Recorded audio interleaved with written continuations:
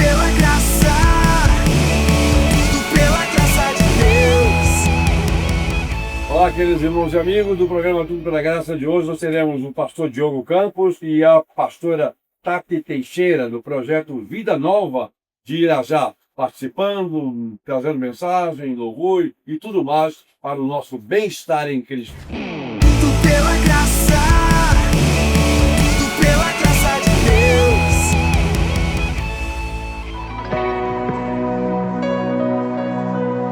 Glória a Deus! Aleluia!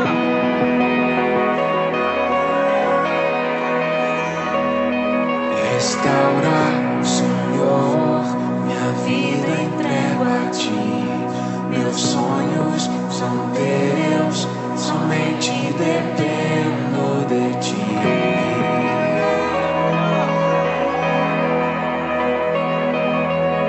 Enche-me, unge-me, no Teu altar estou. Tua mão poderosa foi a que me sustentou.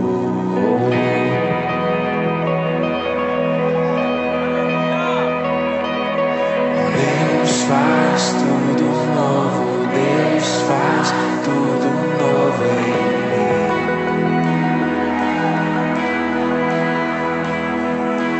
Deus faz tudo novo, Deus faz tudo novo aqui. Sou filho lavado com sangue carmesim. Sua luz maravilhosa brilha forte hoje em mim. Deus faz tudo novo. Deus faz tudo novo. Deus faz tudo novo em mim.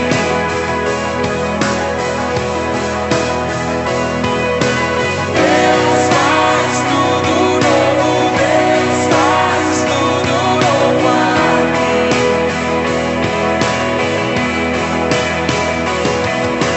Deus faz tudo novo. Deus faz tudo novo em mim.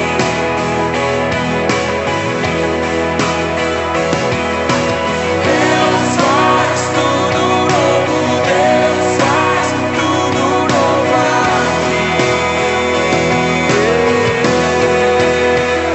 Somos geração eleita, real sacerdócio, nação santa, geração eleita, real sacerdócio, nação santa, nação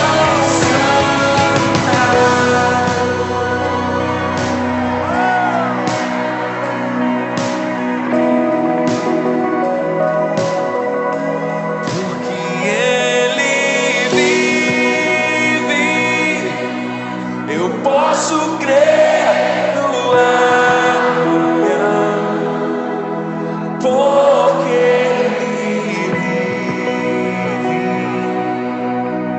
temor não há, mas eu bem sei, eu sei que a minha vida está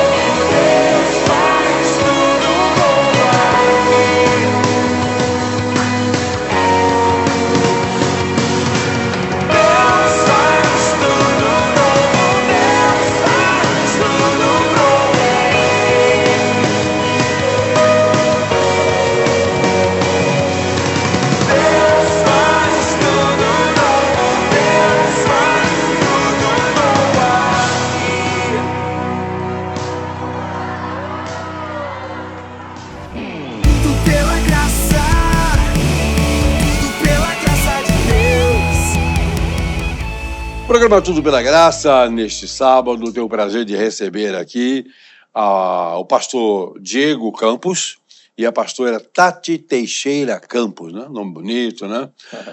Pois bem, vamos conversar com a Tati. Tati, você é de origem, a sua família é evangélica, você nasceu no contexto evangélico, né? Sim, graças a Deus, né? Meu avô, João Teixeira, era pastor assembleano lá de Bom Sucesso. Bom Sucesso. E quem ganhou, na verdade, a família do meu vovô foi Gurnavingre, né? Então, a gente tem uma raiz aí evangélica bem forte. Bem forte, antiga, inclusive, né? E sim, aí meu pai, né, que a gente chama de apóstolo Ezequiel Teixeira, pediu a bênção do meu avô nas Assembleias de Deus e fundou o projeto Vida Nova. E foi debaixo de bênção. Até hoje nós estamos como um ramo frutífero das Assembleias de Deus. Esse projeto Vida Nova tem quantos anos de atividade? Já tem existência. 37 anos. 37 anos. 37 Sempre anos. sob liderança do seu pai. Isso. Do apóstolo Ezequiel Teixeira. Conhecido como Cara de Leão. Cara de Leão, né? Que remete à pessoa de Jesus Cristo, que é o leão da tribo de Judá. Uhum. Diego, sua trajetória começou no Brasil ou começou no exterior? Começou no exterior. No exterior, né? Na verdade, eu nasci no Brasil, meus pais são pastores missionários, tinham chamado para a Espanha, antes de eu nascer, inclusive. Meu nome era o nome mais espanhol que meus pais conheciam. Conheciam. Né? É Diego. Diego. E nós pisamos em terras espanholas no meado dos 90. E a minha trajetória começou lá. Eu fiz seminário lá, fui ordenado pastor lá. No ano de 2006. Quando eu casei, né, meses antes de eu casar, eu já sentia de Deus que Deus estava me trazendo para o Brasil. E desde então, estou aqui, já vão fazer 13 anos no Brasil. 13 anos. Você também tem uma interferência na música, né? A sua formação musical foi feita lá, né? Sim, eu estudei música clássica na Espanha, no Conservatório de Música Profissional. Lá numa cidade chamada Vila Real, tem um time de futebol amarelo. Pertinho de Valência, que é mais conhecida, né? E eu comecei lá, mas sempre servindo na igreja também. Então, música clássica a gente não aplica muito na igreja, né? Mas a parte técnica, toda essa parte de conhecimento... Acaba sendo transferida, né? Exato. Então, eu apliquei... Enriquecendo a música gospel, no positivo. E eu apliquei isso. Eu, desde mais ou menos dos meus 18 anos de idade, comecei a ser discipulado e acompanhado por um ministro de louvor do Brasil chamado Fernandinho. E eu vinha constantemente para a casa dele, mais de uma vez no ano, passava um mês com ele, viajava. Então, eu fui me desenvolvendo também na parte do louvor e adoração. Bom, na área fono, você tem o espanhol como primeira língua ou o português como primeira língua? O espanhol é a minha primeira língua. Quando eu paro para pensar, eu estou pensando em espanhol. Quando eu oro, eu estou orando em espanhol. Interessante. Eu não sei, porque Deus não leva muito em conta essa diferença aí, né? Os assessores deles eu não sei, né?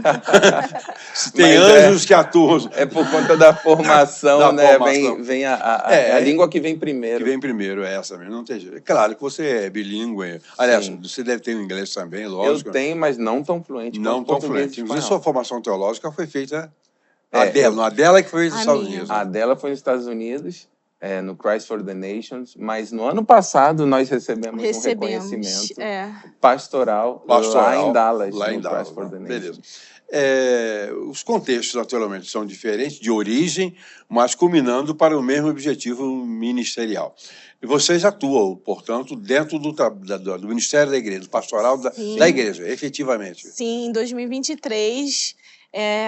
meu pai chamou a gente, falou assim, agora chegou o tempo de eu assumir meu papel mais apostólico, de visitar as igrejas e vocês estarem de frente para a igreja sede. Então, estamos ali pastoreando, regindo a igreja sede. Está passeando, vocês trabalhando. Mais ou menos, que ele ama trabalhar. Ele ama trabalhar, ele não fica parado, pode ter certeza disso. E ali a gente está fazendo um papel, né, de discipulado, cuidado, de evangelização, de acolhimento ali com as vidas, também, sem esquecer essa área do louvor e da adoração, porque o Projeto Vida Nova tem uma história também, né, na música. Então, tem sido desafiador, mas ao mesmo tempo muito gratificante. A igreja, na verdade, a igreja tem que ter como um ponto forte sempre a música. A música, o louvor, não é uma coisa do cristianismo, ele vem lá do velho... dos salmos, lá do Velho Testamento, o louvor está presente. Estou na terra, né? Eu não sei, eu vou conferir depois sobre se é igual daqui. Né? Se é o igual daqui Não, ou... com certeza é melhor. É melhor, né? Tá bom.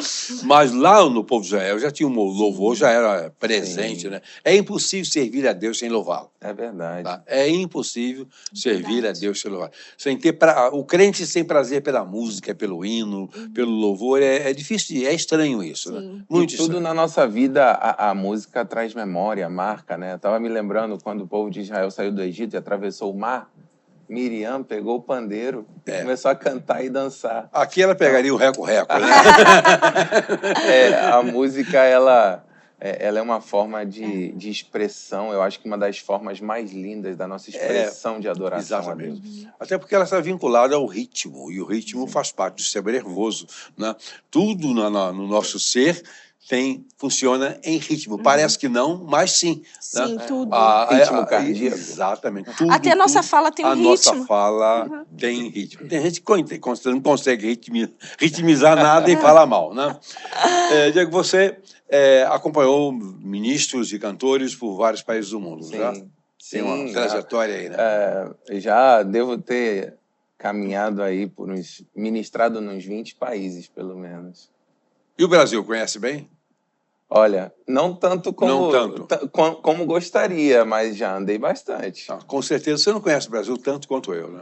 Não, com certeza Porque eu conheço não. o Brasil todo. Com certeza Com não. certeza. Até Rigorosamente todo. eu tenho certeza que o senhor tem muita mais trajetória de vida do que eu, teve oportunidade. Não, mas não é trajetória, não foi trabalho mesmo. Não foi passeio, não foi trabalho mesmo. Você, Daí, você não só no ministério, você atua também na escrita, você faz mentoria, você, enfim, tem uma atividade múltipla na igreja no Reino de Deus. Isso dá para conciliar bem com o casamento? Ou você esquece dele assim durante 6 meses? Não, eu sempre aprendi. Né? Eu não deixo. Não deixo. Não. Mas só durante 6 meses? Não, né? Não, eu sempre aprendi, até, né, no discipulado com meus próprios pais, que o nosso primeiro ministério é a nossa família. Ah, sim. Então, a gente sempre tá junto, a gente faz tudo junto, né? Ali na igreja, ele trabalhando com os homens comprometidos, eu com as mulheres comprometidas, depois nós unificamos ali na música, e o nosso filho tá indo pelo mesmo caminho. O Daniel hoje tem 5 anos, já toca bateria, de verdade, ele tem alta habilidade em bateria. Poxa, e assim, ele acompanha a gente nas nossas viagens missionárias também, o tempo todo, ali no altar. E gosta de viajar. E gosta de viajar, e gosta de estar no altar. E eu louvo a Deus por isso, porque é um propósito. Eu sempre costumo dizer que Deus, ele não só une pessoas, ele une propósitos. Quando uniu, né, a mim, ao Diego, juntos. Enfim, ele faz um trabalho completo. Completo. Né? E a gente, assim, faz. É importante a gente estar junto nessa trajetória. Ele não faz reuniões esdrúxulas, ou seja, incompatíveis. Não. Quando ele pega 2 pessoas e faz viver sob o mesmo teto, o mesmo propósito, na verdade, os propósitos deles são muito amplos. Envolve exatamente os potenciais dessas 2 pessoas. Sim. Tanto na sociedade, que é importante a atuação na sociedade, quanto no reino de Deus. É verdade. Vocês estão dirigindo, de fato, a igreja, né? Sim, estamos. O seu pai, então, está agora só no ele vai... trabalho apostólico. Sim, mais apostólico. Assim. Ele está ali aos domingos, à noite, mas tem domingos que ele fala, eu preciso visitar a nossa filial ali em Portugal, eu preciso visitar a nossa filial. Pega o jatinho dele ali, vai. Tem jatinho, não? Não. Ele vai visitar lá nos Estados Unidos, dá atenção mesmo a essas igrejas, né? Porque às vezes é tão distante e essa distância Graças a Deus, hoje a gente tem a internet aí que trouxe para perto, Ajuda, né? né? Ajuda Ajudou a bastante. conectar mais. Ah, sim, não tem dúvida. Mas antigamente era muito. A distância trazia até um afastamento da visão da igreja e tal. E hoje, graças a Deus, com essa globalização, com essa questão das redes sociais, isso fez com que a gente ficasse mais juntinho das nossas igrejas filiais, né? Fazendo um trabalho aí de acolhimento, acompanhamento, de alinhamento. Tem Pois sido é, muito importante. é claro que a dinâmica das igrejas evangélicas mudou muito nos últimos anos, né? Sim. Vocês têm uma origem assembleana, né? Uhum. Eu também me converti na Assembleia de Deus, mas fui batizado na Igreja Batista. Eu sou pastor batista há 54 anos. Sou Uau. novinho. Quase nada. Quase nada, não é quase nada. Estou chegando a 80 agora em julho. Mas né? você tá muito Olha, bem. tá Eu estou muito muito bem, bem bem. cansado, bem acabado, bem careca. Não, tá muito Bem bem. bobo, tudo isso bem. Mas mudou muito o Sim. modus facientes e funcional das igrejas de todas as denominações, né? Hoje eu conversei com um pastor, por exemplo, que está sendo convidado para uma igreja batista, que ele está preocupado com o fato de vir a ser convidado, porque ela tem um jeito de ser absolutamente diferente daquele no qual ele cresceu, estudou, se preparou, etc. Ele diz, olha, você vai, se a igreja realmente consumar e me confirmar, eu vou ter que verificar para que lado que eu vou e para que lado que a igreja vai. Porque tem que chegar a um acordo. Tem que sair um de um lado, outro de outro, para chegar a um meio termo, né? Mas eu acho, desculpa eu interromper Não o senhor, isso tem acontecido muito no mundo, não só na igreja, né? E não Porque se tudo, você é vê tudo. algumas coisas que há 5, 10 anos atrás, talvez pareceria loucura você pegar o celular e pedir um Uber. Quem governava era o táxi, né? Era. E a situação... Não dava nem para imaginar uma situação Não dessa há imaginava. 10 anos atrás. Eu vi Não. uma reportagem falando que até 2030, tem uns anos que eu ouvi isso, até 2030, cerca de 70% a 80% das profissões ainda não existiam, estavam para ser criadas. Então, as pessoas iam ter que se reinventar. E, de fato, a gente está vendo, né? Sem falar da quantidade de profissões que estão desaparecendo. Sim, Estão também. sumindo por também. causa dos lugares que foram Sim. ajustados para outros. É verdade. A mutação está muito dinâmica, muito rápida. Até o ensino tá diferente. Totalmente. Eu A faço distância. distância. Eu faço mestrado na Universidade Federal Fluminense e lá tem uma matéria chamada Docência e Novas Estratégias. Como a gente ia aplicar o celular também para ensino. Como o aluno pode utilizar o seu celular dentro da sala de aula para aprender mais. Ele não é só um instrumento de Não é só um instrumento de comunicação. Não é. Então, é para ensino também. E em tudo. A gente precisa se atualizar mesmo. Ontem né? mesmo eu participei de uma aula no seminário lá na Espanha. Eu daqui me conectei lá. E participei Foi. da turma lá durante alguns Pois é, meses.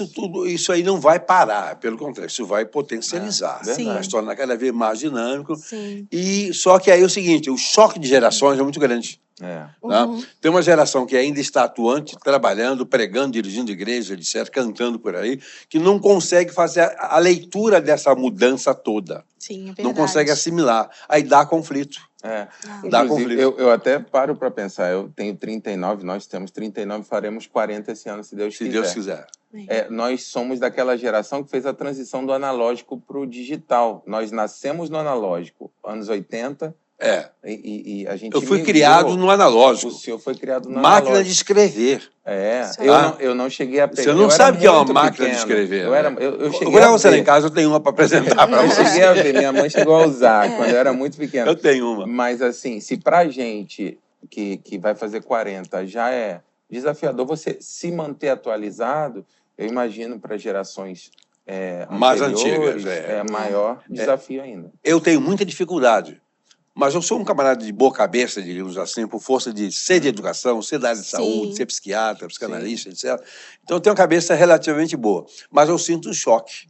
Agora, como tem uma verbosidade favorável, brinco, etc., eu vou levando tudo aí no alavantu, né? Que é uma expressão espanhola. Você pode ver que está lá. O que é alavantu? Imperfeita esculhambação, né? Mas eu vou levando. Mas eu sinto o choque. Esse choque de gerações. Agora, você imagina daqui a 20 anos como é que fica? Eu que não terei morrido ainda, gostaria só com 100, Se Deus quiser. para conviver com esse pessoal aí, que atualmente passa por aqui. Esse foi um dos fatores que também meu pai transicionou pra gente. Ele falou assim, eu não tenho mais a linguagem dessa geração. Vocês têm essa linguagem. Até para comunicar é diferente. As lideranças evangélicas, políticas, educacionais, que dominam hoje o Brasil, não têm. Não é uma questão de um ou dois. Não temos. Nós não temos. Nós não fazemos parte deste século. Precisamos entender isso para suportar, nos modernizarmos.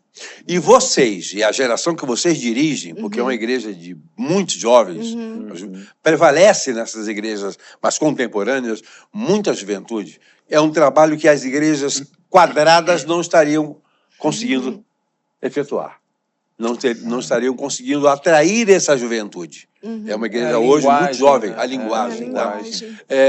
A coisa é muito séria, porque se não existisse essas igrejas hoje, vamos dizer, modernas, nesse sentido, em comparação com as quadradonas, quem estaria indo a... Teríamos uma geração. Uma geração que seria perdida. Sim. Seria perdida essa geração. Bom, o projeto Vida Nova tem uma história muito grande relacionada, inclusive, à música, né? Não é... Sempre foi atrelada à música. Sim, até porque a veia do meu pai, né, era muito musical. E da minha mãe também. Minha mãe foi filha de um maestro chamado Zênio de Alencar, do Coral Renascer, das Assembleias de Deus. E o meu pai começou junto com meu tio, Zé Teixeira, cantando O Povo Barulhento. E aí nas praças... Naquela época, a estratégia era evangelizar nas praças. Eu preguei a livre, culto ao ar livre. Isso aí, culto ao ar livre. E olha que eu sou novinho. Novinho. Hoje as estratégias são redes sociais. Não se faz. É outra metodologia, Você né? pegar um serviço de alto-falante, etc., e for para uma praça, não vai usar nada no do celular. Ai, todo mundo fica olhando pro celular. É outra situação, né? Agora, quem é o pastor Moisés Malafaia? O pastor Moisés Malafaia foi um pastor, né, compositor também, que teve uma história muito marcante no projeto Vida Nova. Músicas aí como Glorifica, Motivo da Minha Canção, né, cantadas por ele, e algumas também ele compôs. Compôs também, e foi um marco, né, nos anos 90. E ele partiu para o Senhor no altar da nossa igreja, pregando. Eu falo assim que foi não existe morte bonita, não existe, mas foi algo assim tão... Porque ele declarou com a boca, né, que ele queria morrer do lado do apóstolo. Ele falou assim, eu quero morrer do lado do meu pastor.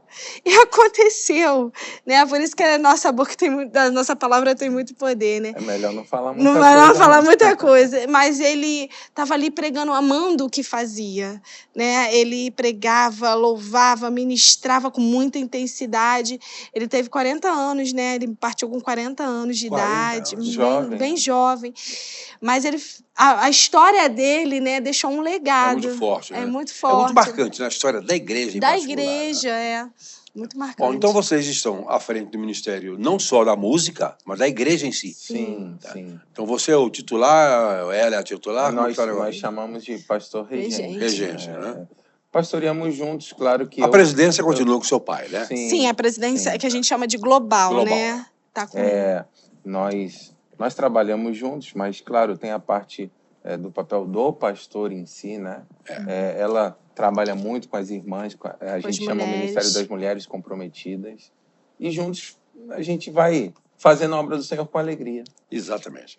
É um trabalho maravilhoso, eu desejo que vocês continuem fazendo o melhor possível, aqui e fora do Brasil. Amém. Né?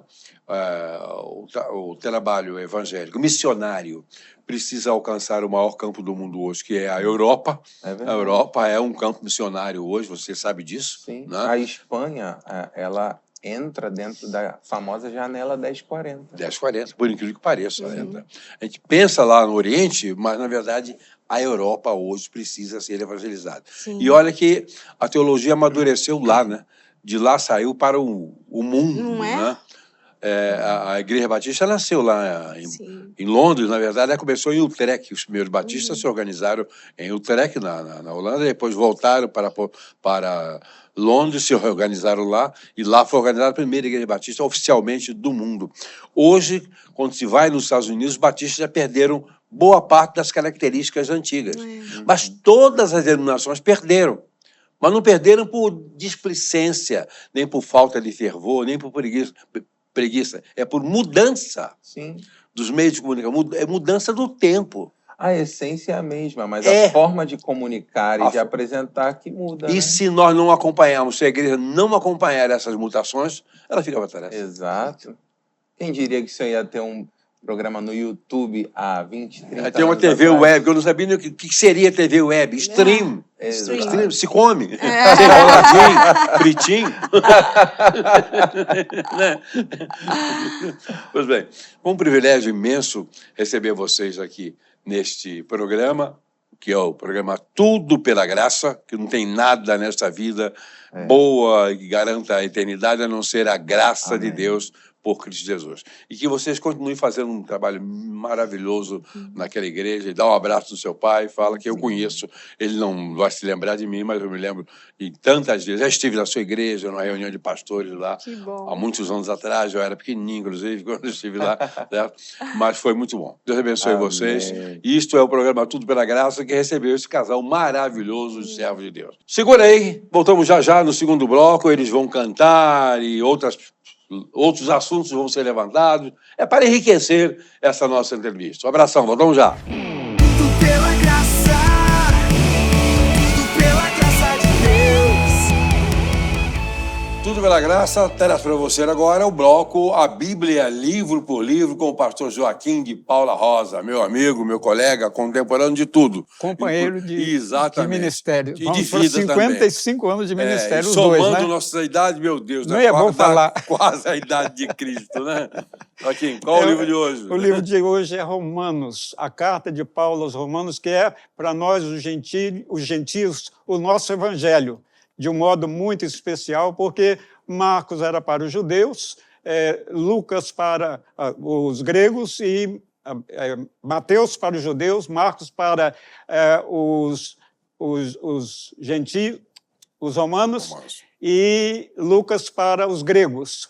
E a carta aos Romanos é para nós, é o nosso evangelho, o evangelho dos gentios, porque depois que a igreja começou, nos seus 15 primeiros anos, concentrando-se em Jerusalém, todo mundo indo para lá, para Pentecostes especialmente, Deus mandou aquele tsunami, a igreja se espalhou, e começou lá em Antioquia o momento da igreja dos gentios. Então, Jerusalém é para nós a nossa avó, mas a nossa mãe é, na verdade, a igreja de Romanos. E a carta aos Romanos, em especial, é o nosso evangelho, o evangelho dos gentios. Essa carta é maravilhosa porque Paulo dizia que ele não se envergonhava do evangelho porque é o poder de Deus para a salvação de todo aquele que crê, primeiro do judeu e também do grego, visto que a justiça de Deus se revela no evangelho de fé em fé, como está escrito, o justo viverá da fé.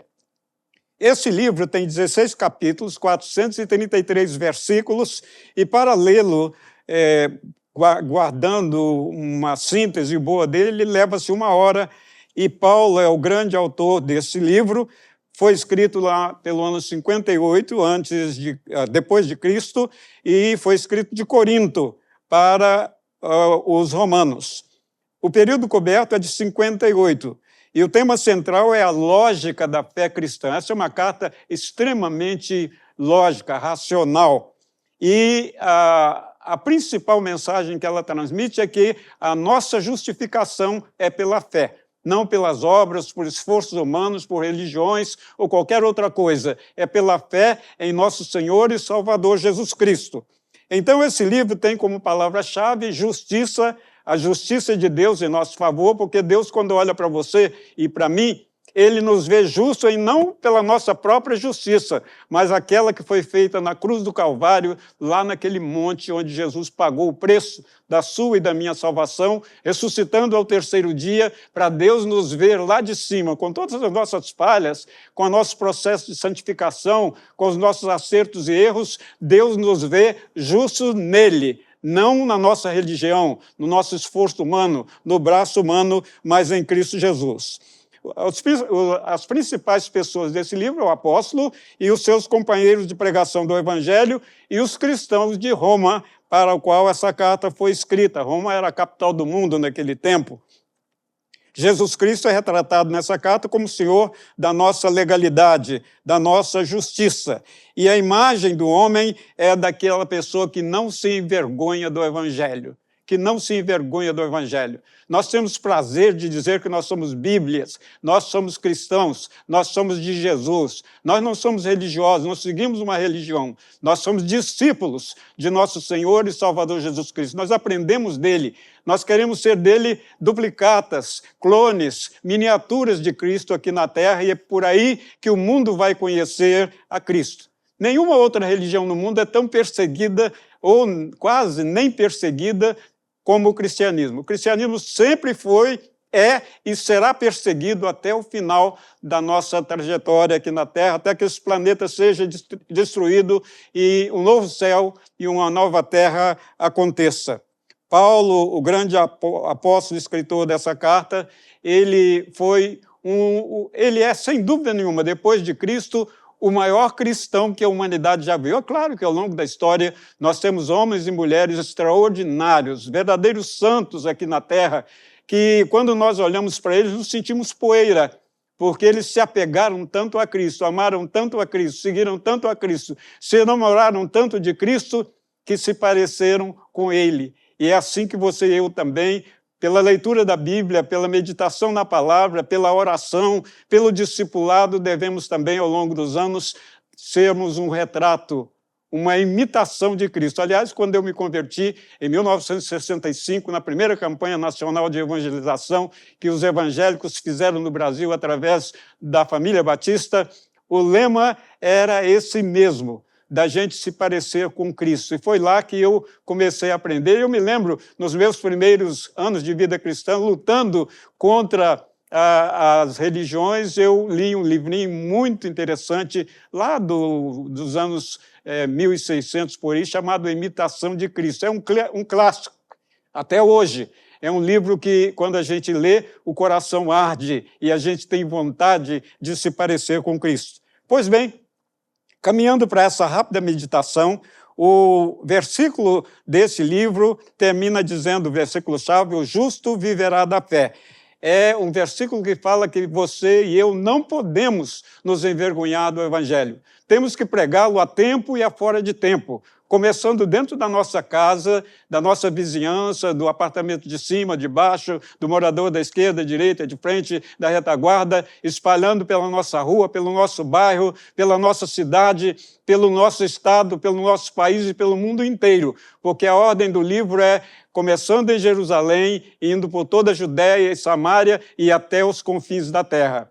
Esse esquema de pregação, esse roteiro, esse plano precisa ser seguido por nós como indivíduos e pelas nossas respectivas famílias evangélicas espalhadas por toda a face da terra. Então, a minha esperança e o meu desejo é que você e eu sejamos ótimas testemunhas de Jesus Cristo, pregando o Evangelho a tempo e a fora de tempo. Em primeiro lugar, com a nossa vida, e depois com o nosso testemunho, e depois com a nossa palavra, porque os nossos atos falam muito mais do que as nossas palavras. Então, que Deus abençoe você e a mim, para que cumpramos com galhardia, com dedicação, o que Jesus nos mandou fazer, pregar a sua palavra a tempo e a fora de tempo. Tudo pela graça, tudo pela graça de Deus.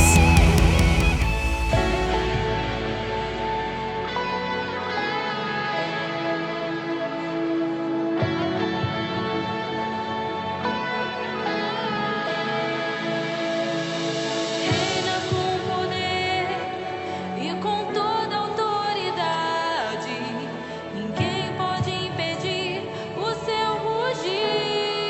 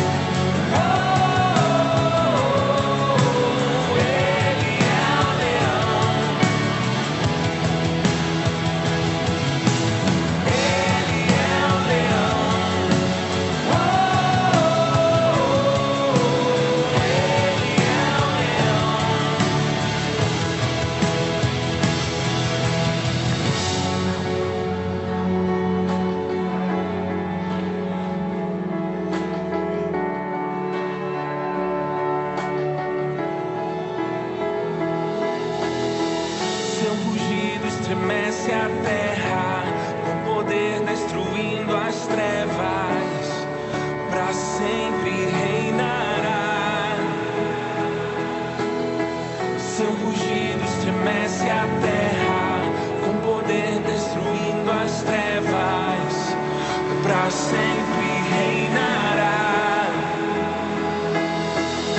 Seu rugido estremece a terra, com poder destruindo as trevas, pra sempre reinará. Seu rugido estremece a terra, com poder destruindo as trevas, e pra sempre reinará. Ele é o leão.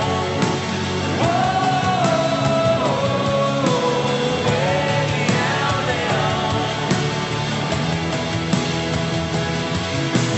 Ele é o leão.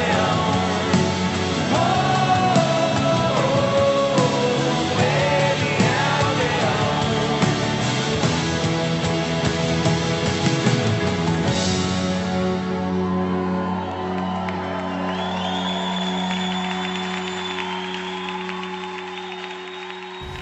Tudo pela graça, tudo pela graça de Deus. Voltamos com Tudo pela Graça e, como havíamos prometido, com o pastor Diego e a Tati, pastora Tati Teixeira. Bom, ministério, cidades, Europa, falávamos agora há pouco nas entrelinhas aqui, no intervalo, que a Europa é hoje um continente para ser objeto de missões, né? Sim. No período que você morou lá efetivamente, já estava uma debandada ou o evangelho ainda estava melhor do que está hoje?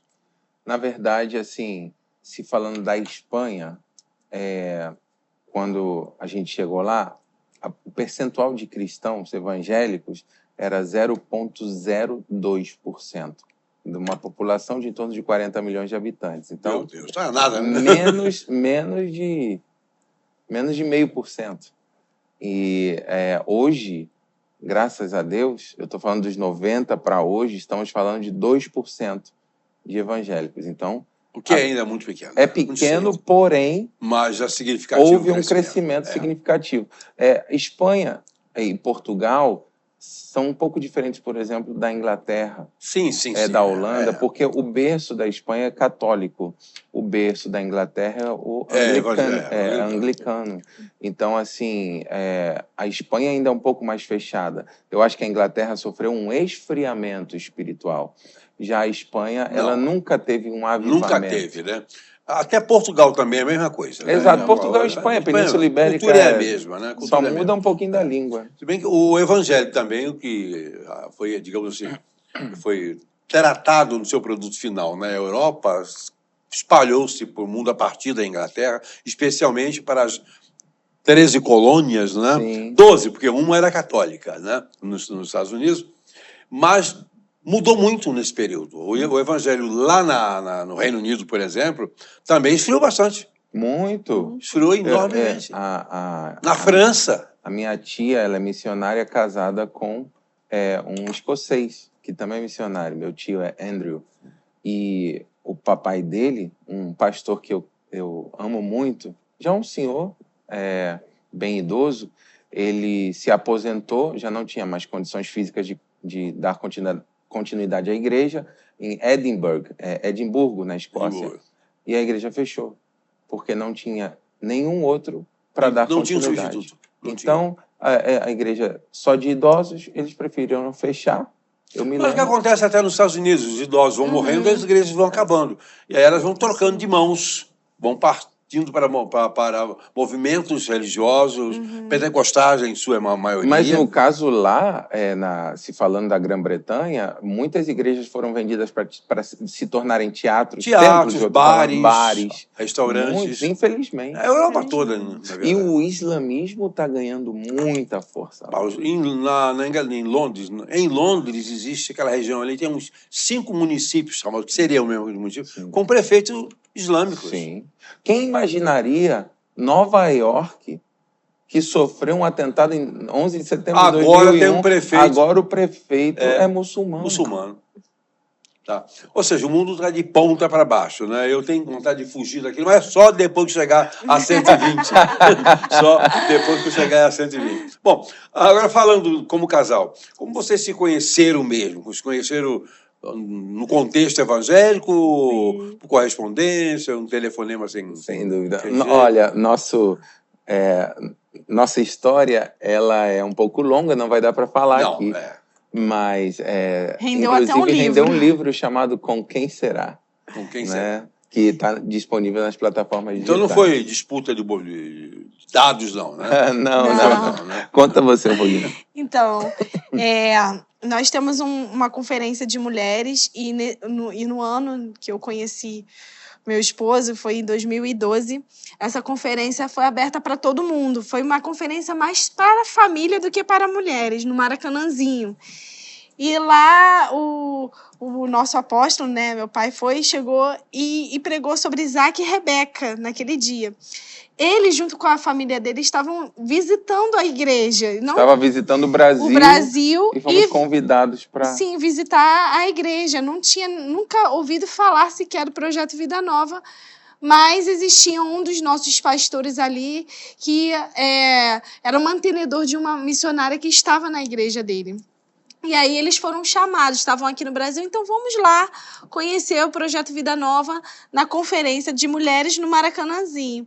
E ali meu pai estava falando sobre Isaac e Rebeca e falou, a partir de hoje acontecerá uma contagem regressiva na sua vida sentimental. Eu estava muito mexida ainda porque eu tinha renunciado 2 noivados em obediência aos meus pais, né? Com casa de festa pronta, Nem com conheço casa o pronta. vou vender. Então, e aí, naquele momento, eu estava ainda bem, com muitos temores no meu coração, né? E eu segurei a palavra que foi liberada ali naquele lugar, mas eu nem tinha visto que a família espanhola estava ali, né? A Porque gente é não muito se grande, conhecia, a gente não foi a se primeira conhecia. vez. Quando foi 3 dias depois, numa terça-feira, num culto agora na igreja sede, eles foram de novo, só que eles foram na igreja sede, e ali foi falado, tem uma família espanhola de pastores aqui. Aí eles levantaram. Quando eu olhei, eu tinha recebido 2 vezes palavras proféticas que meu marido viria de fora do Brasil. Só que a minha mente estava nos Estados Unidos por conta dos meus estudos. Afinal até. de contas, né? Escolhe. Escolhe bem, Escolhe né? melhor. Vai escolher Espanha. Escolhe. Só que quando eu olhei assim, eu falei, será que esse Deu um rapaz é o curto-circuito. meu esposo? Curto-circuito. Ela olhou Olha. para mim e ficou completamente falei- apaixonada. No final do... Equívocos acontecem. No final do culto, aí eles foram lá no gabinete pastoral, estavam lá, aí eu entrei, tava lá a família espanhola conversando com os meus pais e tal, e aí... Só parêntese, a mãe dela, que eu não imaginaria que se tornaria minha sogra, que eu amo muito, ela olhou para mim, sem me conhecer, nunca tinha me visto, não me deu boa noite. Ela olhou, cruzou os braços, fez assim, e sentou. Ela estava Com uma certa. cara de desprezo. Ela estava certa. Foi engraçado. E ali aconteceu que a gente se conheceu e trocamos ali, na Trocamos verdade, contatos para falar sobre assuntos e-mails. ministeriais. E essas fluiu, coisas- e glória a Deus, Fluiu. fluiu. A missão que dos seus pais, do que trabalhava não, dos seus pais, né? É a missão dessa mesma igreja? Não. Não, é de outro? Não. É outra. De outra Se organização? chama Cristo para las Naciones. E é uma igreja que, assim, lá tá fazendo muita diferença. Hoje tem em torno de 500 membros, né? Para uma O rito dela é pentecostal? pentecostal. É muito parecida. Muito parecido. Por isso que a uma gente igreja muito avivada. bem avivada, né? E Ama para a servir. Espanha, pra é uma Espanha. igreja, graças a Deus, bem relevante. Isso é muito bom. Bom, vocês são casados, e aí como conciliar casamento, ministério, liderança, essa coisa toda aí no dia a dia? Bom, eu e a minha esposa Você vai também, aguentando, né? A gente, eu administro bem. Ele administra muito Eu bem. não tenho dificuldade. Tem momentos que eu falo, eu só posso fazer até aqui porque eu tenho que priorizar minha casa, meu filho, minha esposa. Porque não adianta a gente ter sucesso fora e ter um fracasso jeito dentro nenhum. de casa. Então, eu valorizo os momentos, gosto, amo levar meu filho para uma natação, Hoje é dia de aula de bateria, levo ele na aula de bateria, momentos que eu saio com a minha esposa, em família, enfim, eu procuro equilibrar essa balança. Na verdade, a gente tem um dia de folga, né? E a gente tenta mesmo Aproveita ao máximo com a família. se retirar, de verdade. Se retirar para ter esse momento com a nossa família, com a nossa Eu vi casa. um videozinho que está rolando na internet de uma senhora que ela... É uma ilustração, né? Ela tem perto de 90 anos, mas ela teve a oportunidade de acordar um dia como se tivesse 36. E o filho estava chorando na cama, Bebezinho tudo cheio de brinquedos, só que ela vivenciou aquele momento de uma maneira diferente. Porque, sem celular. Sem celular. Ela não reclamou do choro, não reclamou da louça suja, não reclamou dos brinquedos espalhados, porque ela sabia que aquela experiência ia passar de novo. No outro dia ela acordou na idade avançada novamente. Ela falou, caramba, o tempo passa e a gente não percebe, né? E não percebe Então mesmo. a gente tem que valorizar esses momentos. Olha, que conselho vocês dariam, então, para os casais que atuam juntos no ministério, nessa lide compartilhada no reino de Deus, que é grandioso e maravilhoso? Eu acho que, principalmente, estarem caminhando em acordo, em unidade, porque uma casa dividida não subsiste, né? E tudo fazerem aliançados, juntos. Eu, particularmente, valorizo muito. Sim. Tudo que a gente faz junto. Às vezes, claro, coincide de eu estar num lugar, ela no outro, mas a maior parte do tempo a gente está junto. Isso faz a diferença. Vocês dois, você e ela, como quiserem, que mensagem vocês deixam para nosso querido público do Tudo pela Graça nesse Brasil e no mundo? É muito importante, né? Tem uma passagem bíblica que fala, um versículo que fala: se vivemos, para ele vivemos. Se morremos, para ele morremos. Seja que vivendo ou morrendo, nós somos do Senhor. É muito importante a gente viver para Cristo, colocar tudo que a gente tem, todos os nossos talentos, todas as nossas habilidades em prol do reino. Eu não me arrependo por nada dessa vida. Eu sou muito feliz, eu sou muito plena, completa, vivendo no propósito de Deus, no centro da vontade de Deus. A gente estava conversando, meu esposo, ele veio da Espanha, né? Uma realidade totalmente diferente do Brasil.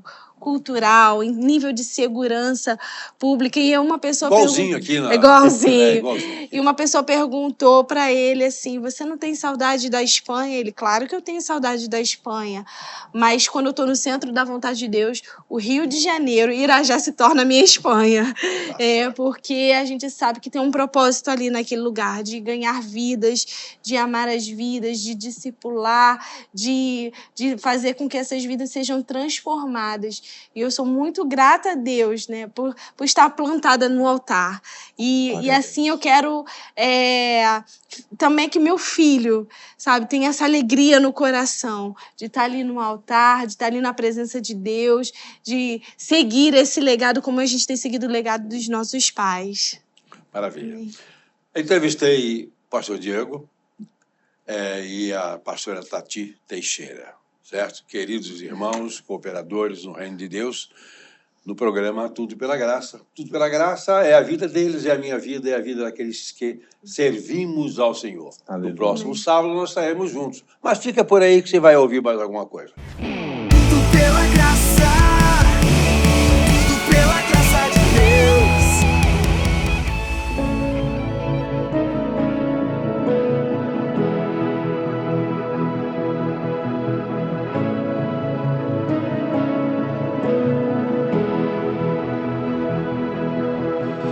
Toda a terra se encherá do conhecimento de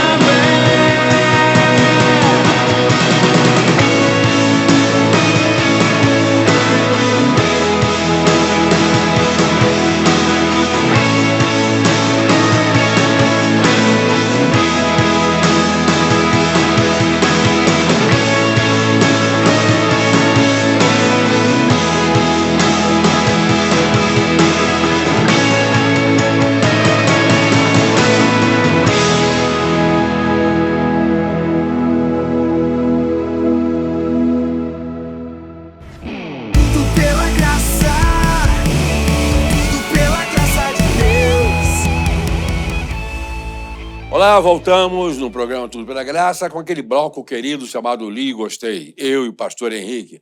Frases que nós trazemos, encontramos na nossa literatura, nas nossas leituras do nosso processo de crescimento intelectual, encontramos como sendo boas e trazemos para conversar com vocês a respeito disso. Tudo bem, Henrique? Tudo bom, graças a Na Deus, paz, né? tudo na paz. Vamos para a luta de hoje? Vamos lá. Então vamos lá. Pouco importando quem você é ou quanto você errou, graça e perdão estão disponíveis em Jesus. Opa, Rick Warren. Maravilha, né? Que maravilha. Tá disponível, né? E a gente pode lembrar aí, lembra de muitas histórias dele, né? Da mulher, a chamada de mulher adúltera, né? Em João Adúltera. capítulo de número 8, seja da mulher samaritana. Graça e perdão, elas não têm tamanho. João diz, não é, que veio por ele graça sobre graça.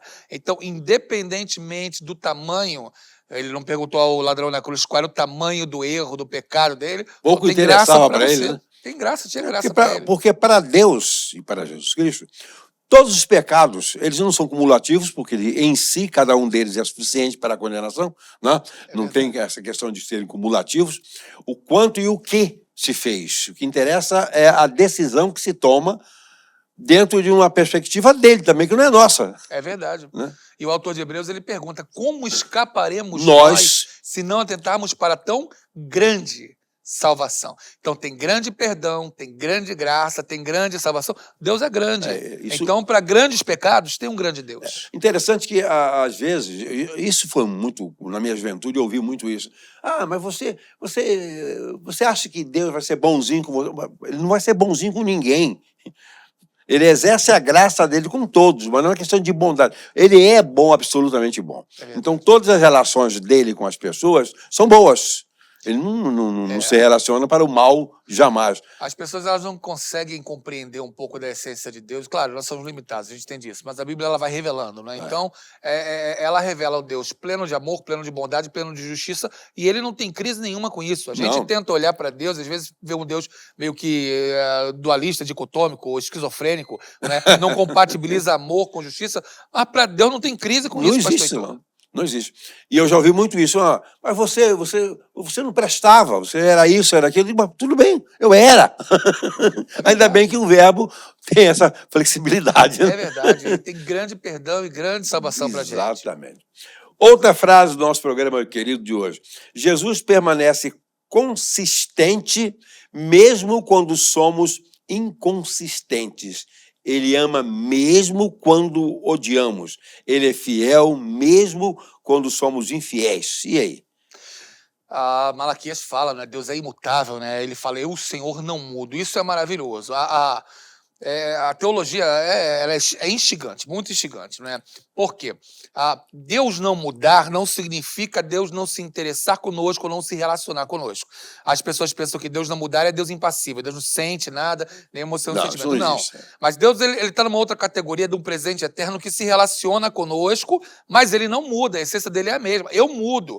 A gente é uma mistura de Parmênides com Heráclito, né? Tem um pouco de permanência do Parmênides, mas eu já não sou a mesma pessoa antes desse programa, pastor Heitor, porque já aprendi, já conversei com o senhor, já temos uma conversa. Crescemos um pouco, isso, já mudamos um pouco. E Deus, ele já viu tudo isso. O que mais de uma coisa maravilhosíssima que existe disponível no mundo é a capacidade de mudar, a possibilidade de mudar. Ai de nós se não pudesse mudar. É verdade. E quando eu mudo, eu não tenho que me envergonhar do passado.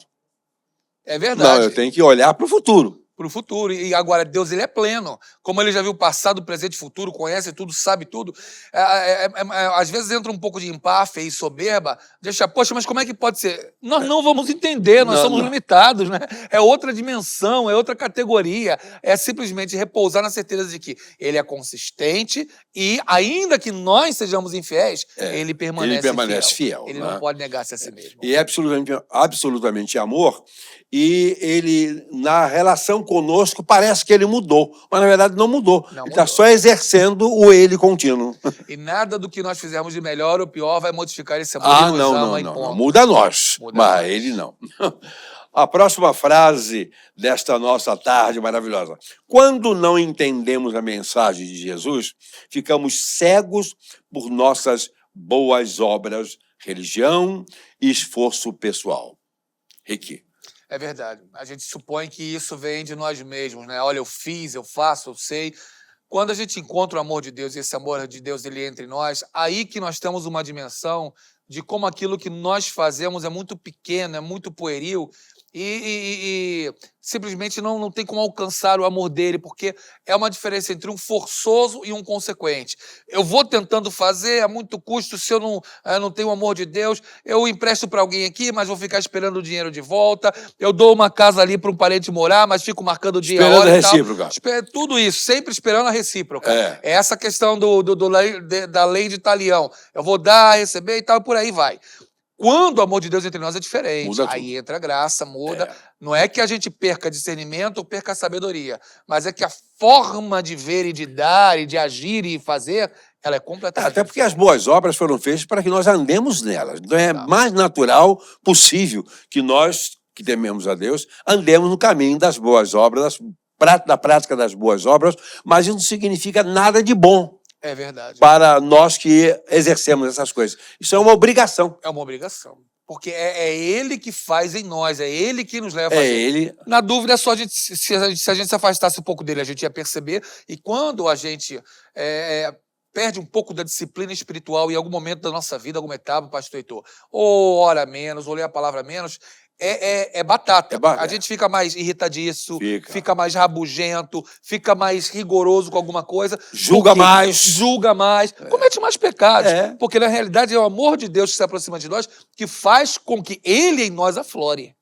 Que as boas obras, na verdade, vieram deles para que nós andemos nelas, né? É verdade. Exerçamos toda boa coisa que nós realizamos neste mundo, no exercício dessa boa coisa, nós estamos sendo apenas instrumentos nas mãos de Deus. Tiago fala, né? Todo dom perfeito e toda boa dádiva vem do Pai das Luzes. É Luzes. dele, vem dele. Nós só somos instrumentos aí. O bom nós tentamos não atrapalhar, pastor. Não atrapalhar. Não atrapalhando já está bom. Né? Já está muito bom. Já está bom. Esse é o nosso bloco Li e Gostei. No próximo sábado estaremos de novo aqui com Li e Gostei para o seu coração, para a sua mente, para o seu enlevo. Até lá! Tudo pela graça, tudo pela graça de Deus. Olá, queridos irmãos e amigos. Estamos encerrando o programa Tudo pela Graça deste sábado.